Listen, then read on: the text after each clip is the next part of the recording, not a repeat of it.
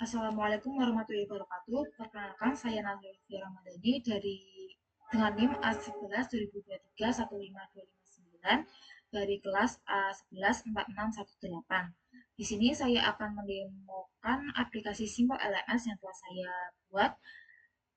Pada aplikasi ini saya fokus mengembangkan paket 6, yaitu Async Processing, Notification, dan menggunakan Rapid dan Salary MQ.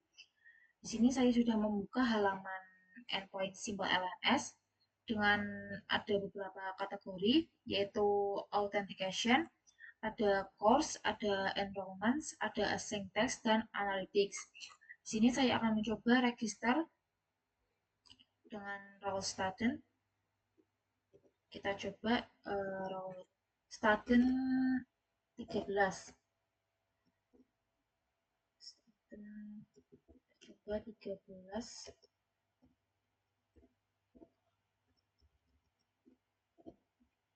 Kita coba execute.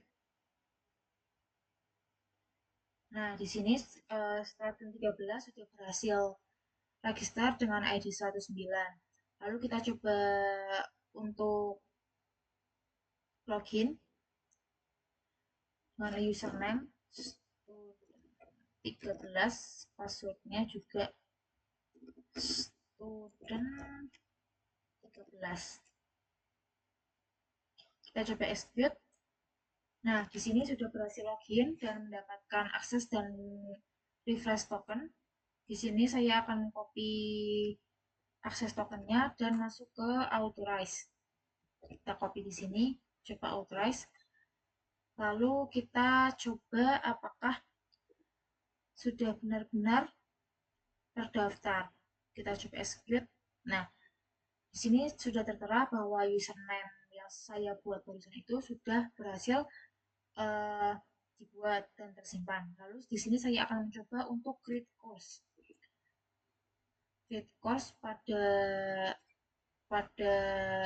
halaman CRUD ini, saya akan mencoba untuk namanya code dengan deskripsi bengkel coding. Di sini saya menggunakan price-nya 50.000. Kita coba execute. Nah, di sini terdapat error dengan detail instructor only, yang dimana artinya hanya instruktur yang dapat membuat atau create course. Lalu saya akan mencoba login di bagian instruktur. Saya login dengan username yang sudah saya buat.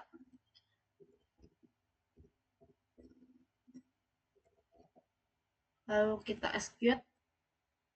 Nah, di sini sudah berhasil login dan mendapatkan akses token. Saya copy dan authorize. Ya, saya langsung masuk ke menu CRUD untuk create seperti yang saya coba di student. Saya copy, masukkan. Nah, kita coba execute. Nah, di sini berhasil untuk membuat course baru dengan detail sebagai berikut. Lalu saya coba buka detail course apakah untuk mengecek apakah course ini sudah benar-benar tersimpan dengan ID 106. Kita coba execute. Nah, di sini course ini sudah berhasil tersimpan. Lalu saya coba update course-nya. Coba 106. Kita coba kita ganti price-nya menjadi 80.000. Kita coba execute. Nah, di sini berhasil untuk mengupdate detail course-nya, yaitu pada bagian price-nya sudah terupdate menjadi 80.000. Lalu selanjutnya saya akan mencoba untuk delete course. Nah, delete course dengan ID tadi 106. Kita coba execute.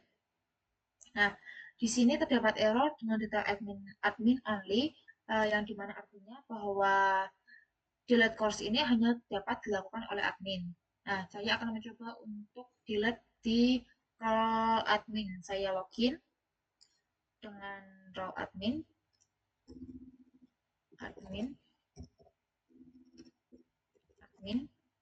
kita execute, terus mendapatkan token aksesnya.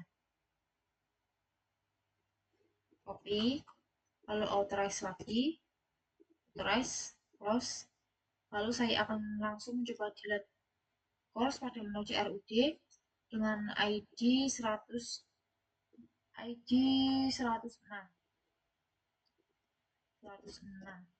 Kita coba execute.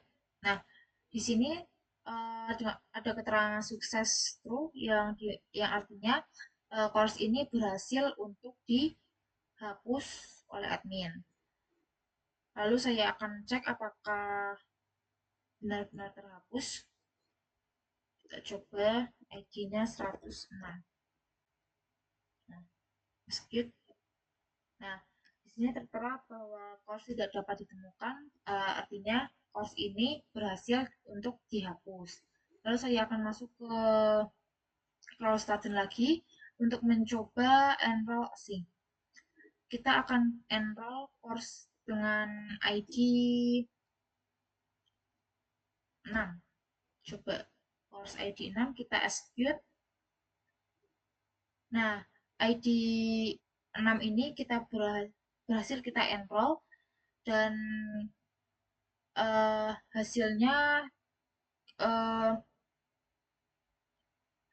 terkirim ke email email studentnya dengan detail sebagai berikut.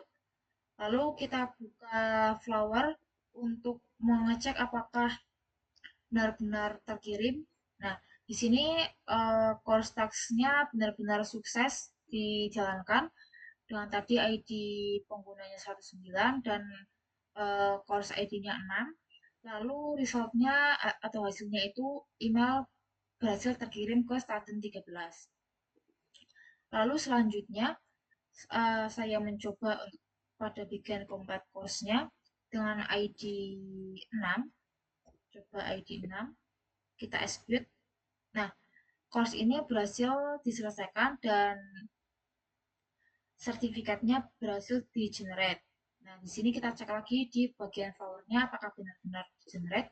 Nah, di sini generate sertifikatnya sukses dan resultnya berada di apps documentation certificate yang nanti saya akan jelaskan saat review codingnya. Lalu selanjutnya saya akan mencoba ekspor report asingnya dengan ID yang sama. Tadi ID-nya 6. Kita coba execute. Nah, di sini terdapat error dengan detail not course owner yang artinya tidak bisa ekspor karena bukan pemilik dari course tersebut. Maka saya akan coba ekspor di role admin. Kita coba ekspor dengan ID tadi 6. ID 6 kita execute. Nah, di sini reportnya itu berhasil di-generate dan siap dikirim ke email studentnya. Kita coba cek lagi pada floor-nya apakah sudah terupdate. Nah, di sini export course-nya benar sukses dijalankan dan ini ada detailnya course 6 dan admin yang melakukan ekspor. Nah, hasilnya itu ada report course dengan file CSV yang nanti akan saya jelaskan pada review coding. Lalu selanjutnya ada trigger stats. Nah, di sini kita masukkan task ID yang kita dapatkan. Nah, kita copy. Oh,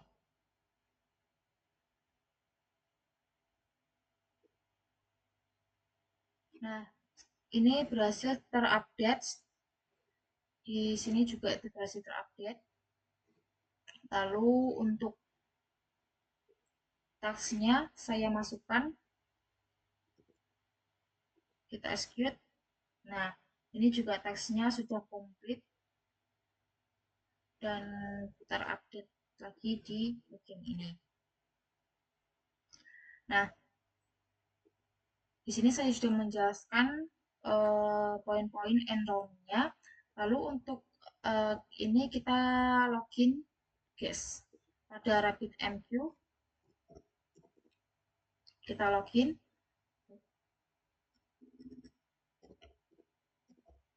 Kita coba login. Nah, di sini kita sudah berhasil login ke RabbitMQ. Halaman RabbitMQ ini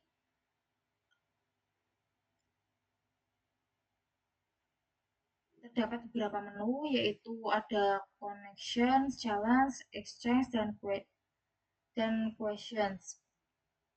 Rabbit ini digunakan sebagai Rabbit ini digunakan sebagai uh,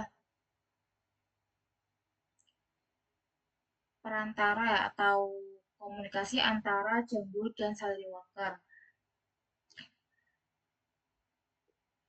Di sini terdapat menu connection, uh, artinya worker ini siap menerima task yang dikirim oleh aplikasi. Lalu ada quest terlihat yang terlihat daftar antrian yang digunakan untuk menyimpan task. Lalu selanjutnya saya akan menjelaskan pada bagian codingannya.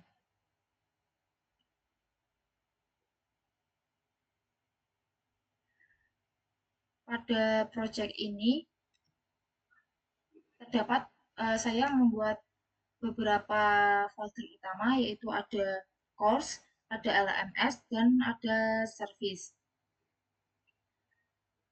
Pertama saya akan menjelaskan bagian course-nya ini. Pada course ini terdapat beberapa file.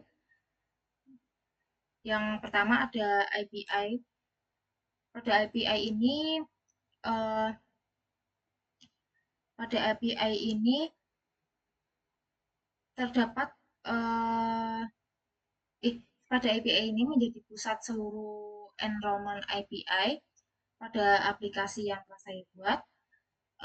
Dan pada file ini terdapat 20 kurang lebih 22 endpoint API yang tadi saya sudah coba. Ada beberapa kategori, yaitu authentication, course, enrollment, async test, dan analytics. Lalu berikutnya ada file permissions. Pada file ini digunakan untuk mengatur role-based access control pada aplikasi. File ini berfungsi untuk menentukan apakah pengguna memiliki hak untuk mengakses suatu endpoint.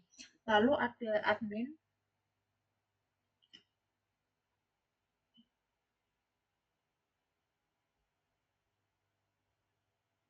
Ada admin yang digunakan untuk menghubungkan model-model yang telah dibuat dengan Django API.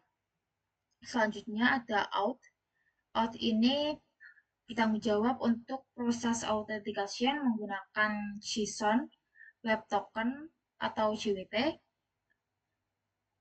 Setelah pengguna berhasil login, sistem akan membuat akses token dan refresh token tadi menggunakan function create token. Di sini ada model. Model ini berisi struktur database yang digunakan oleh aplikasi. Selanjutnya ada skema yang digunakan untuk mendefinisikan suatu struktur data yang dikirim maupun diterima oleh API. Selanjutnya ada text API yang merupakan salah satu bagian terpenting pada proyek ini, karena proses asynchronous processing ini menggunakan Celery. Di dalam file ini terdapat beberapa taks utama seperti pengiriman email, notification, email notification, generate sertifikat PDF, export laporan CSV, dan schedule task. Lalu yang terakhir ada helpers. Pada file helpers ini berfungsi untuk berfungsi sebagai pendukung yang sering digunakan sebagai pada oleh beberapa endpoint, seperti contohnya itu fungsi seperti get objects yang digunakan untuk mencari data pada database. Selanjutnya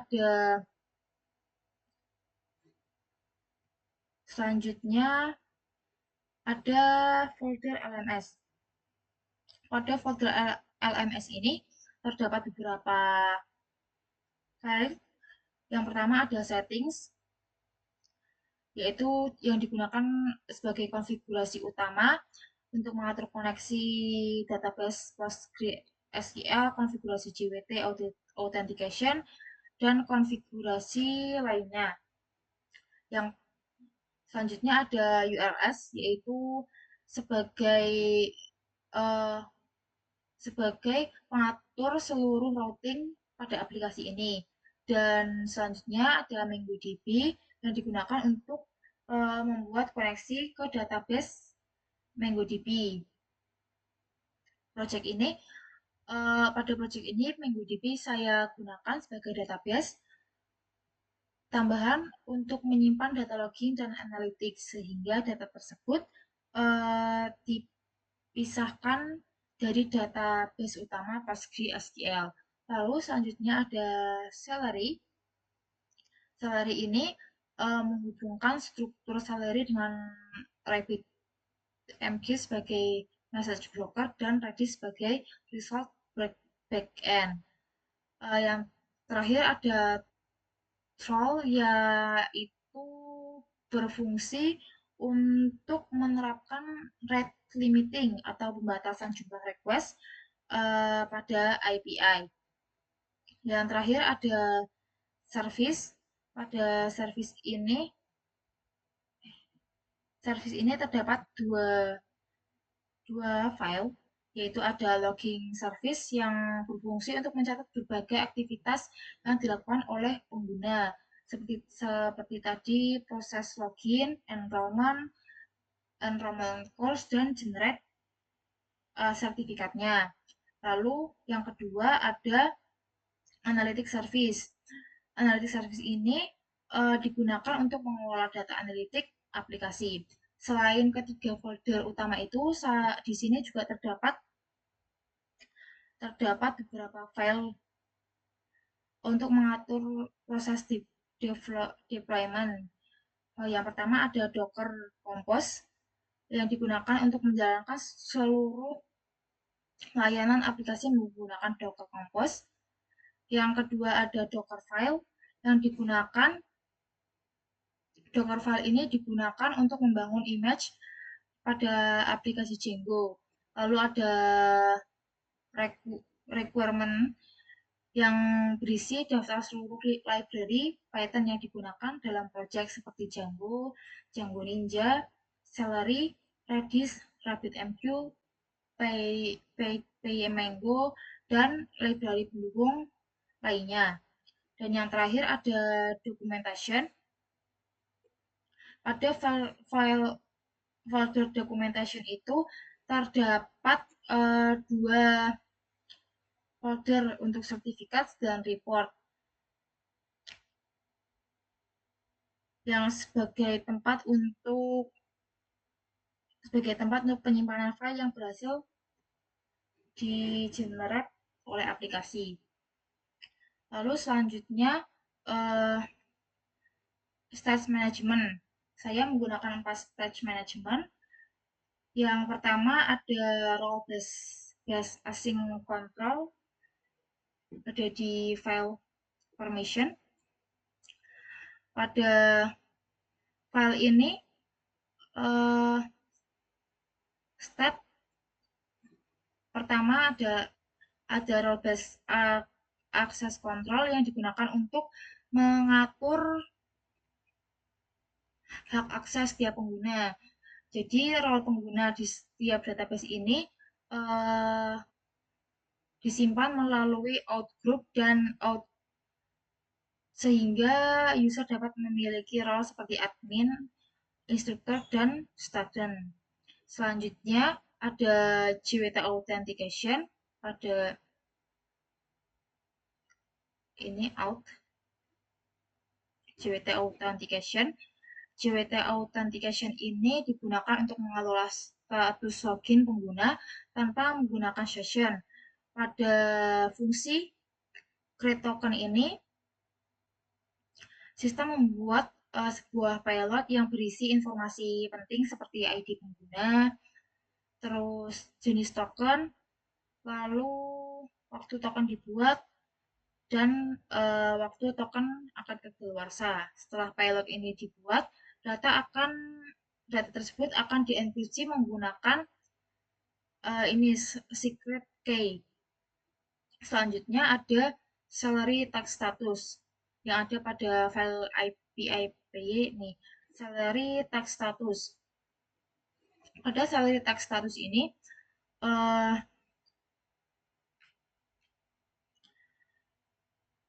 berfungsi salary ini digunakan untuk membantu proses asynchronous yang dijalankan oleh salary.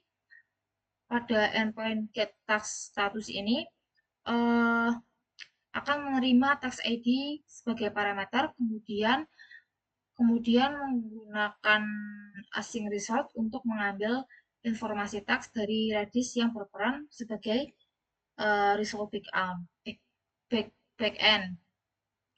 Lalu selanjutnya ada RabbitMQ. RabbitMQ ini kita gunakan RabbitMQ ini bertindak sebagai message broker. Django ini mengirim task ke RabbitMQ dan Sally Worker akan mengambil task dari situ. Lalu konfigurasi ini memastikan bahwa task-task tersebut, task-task berat seperti pengiriman email, generate PDF, dan ekspor CSV ini memang dapat diproses secara asinkron di backend. Selanjutnya, saya akan menjelaskan beberapa metode penting yang saya gunakan pada project ini. Yang pertama ada generate sertifikat. Nah, generate sertifikat ini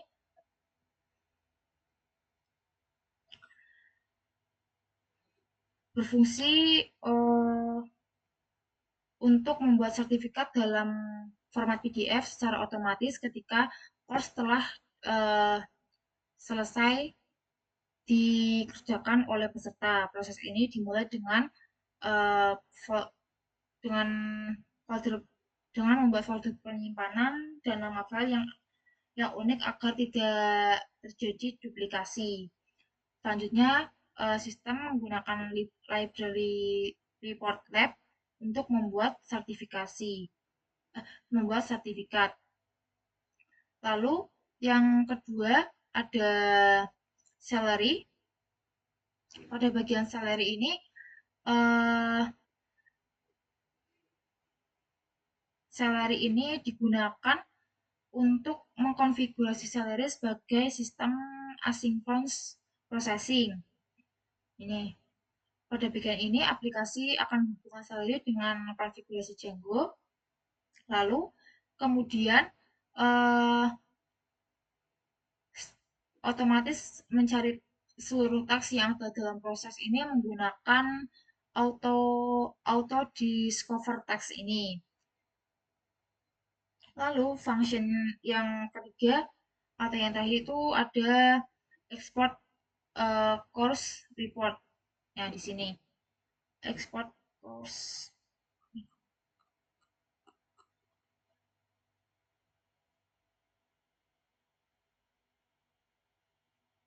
Nah, ini export course report.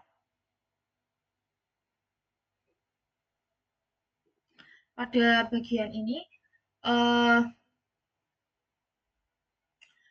dapat menggabungkan database operation dan API integration dalam satu fungsi, yaitu pada course report ini digunakan untuk membuat laporan. Course report ini digunakan untuk membuat laporan course peserta dalam format CSV.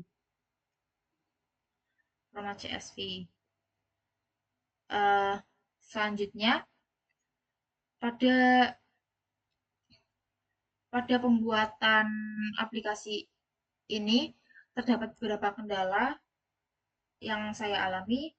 Yang pertama itu database Postgre-nya tidak langsung memiliki tabel yang dibutuhkan setelah kontainer berhasil dijalankan karena migration Django itu belum dijalankan di dalam kontainer.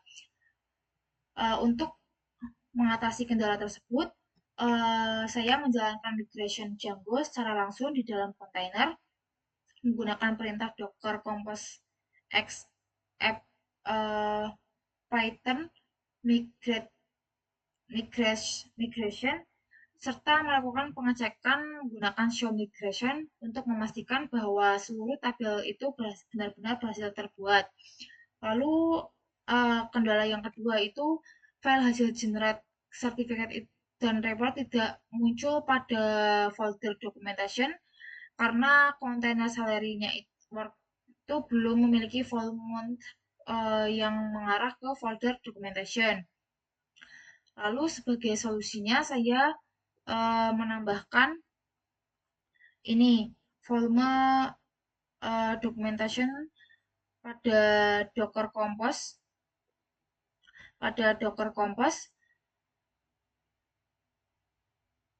agar hasil generate certificate dan reportnya itu tersimpan pada folder documentation yang dapat ya kita akses di sini. Seperti tadi, ini student 13 yang kita enroll tadi.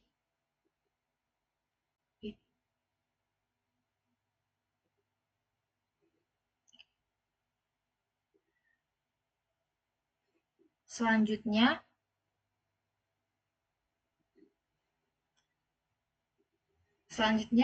kendala yang terakhir itu implementasi role based access control-nya mengalami kendala karena beberapa enroll point-nya masih dapat diakses oleh role yang tidak seharusnya atau role yang tidak sesuai.